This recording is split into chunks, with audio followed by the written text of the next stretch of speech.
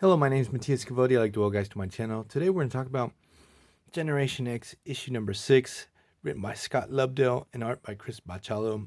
And this particular issue came out in around 1995, I guess. And what I really wanted to focus on is Bachalo's work on Generation X. At the beginning of the series, he was on this run, also with the Age of Apocalypse tie-ins. And at least for me, it's some of his best work. I really love it. He really indulges in his type of style. He gets really creative, and you can just check out this first page I'm showing it to you guys. It's really awesome. So, why I wanted to focus on this issue? Because first, as I said before, Bachalo's artwork and Generation X having to deal with a character called Marrow, who was actually a really interesting mutant. She was part of the Morlocks, part of like a faction of Morlock that survived the massacre, and sort of say rebelled, but no, she got like really radicalized.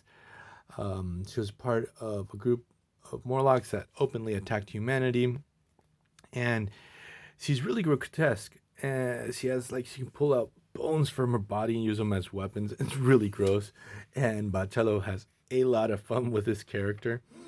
So she's ugly as hell, and so they've captured the White Queen. The young members of Generation X are trying to find their headmaster. Here we have Singe. That I love this aura effect that he has, and he uses it to try to track down White Queen. And out of all the characters that can like sort of use and assimilate other people's powers, he's like one of the coolest. Like he's up there with Mimic, because there's a ton of characters that can do these type of things. Killed off for years. Like I never felt like they took advantage of this character. Now Hickman brought him back during his run.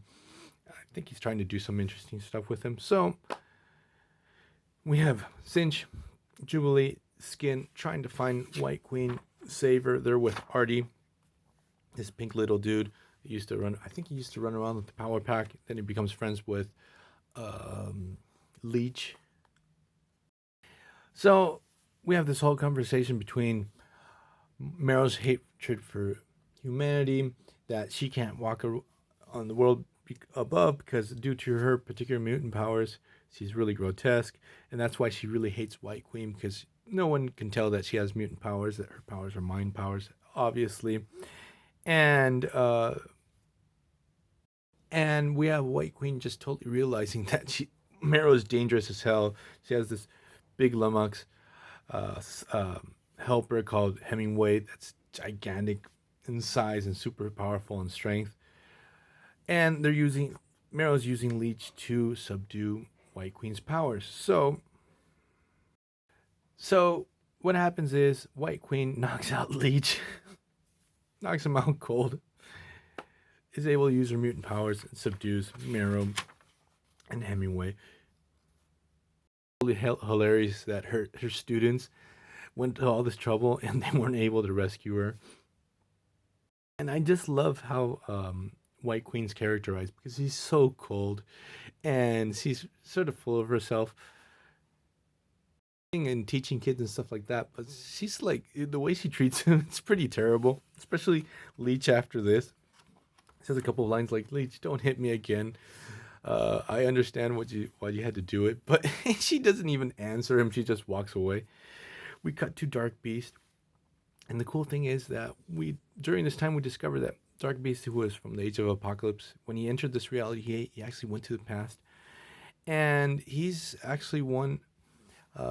He had a hand in the creation of the Morlocks. Shown some interest in White Queen, like this is going to be another story further down the line. We have M arriving, like she destroys the whole sewer. It's like, "Hey, I've arrived to save the day," and it's like, you're a little too late. So I just really wanted to focus on this particular issue because I loved the art. I loved the introduction of the character Marrow, because you're going to see a lot of her, especially in the pages of X-Men. They're going to redesign her a little bit. She's going to be a little bit different. But she's going to have an interesting arc as a character as the years go on. Then she's going to be in Weapon X, and then after that, she's going to be totally forgotten for years. and the beginning of the Generation X series, even though the series sort of struggled to find its way. Like it was an interesting series, especially at the beginning. It had tons of really interesting ideas. So I'm gonna leave this video here.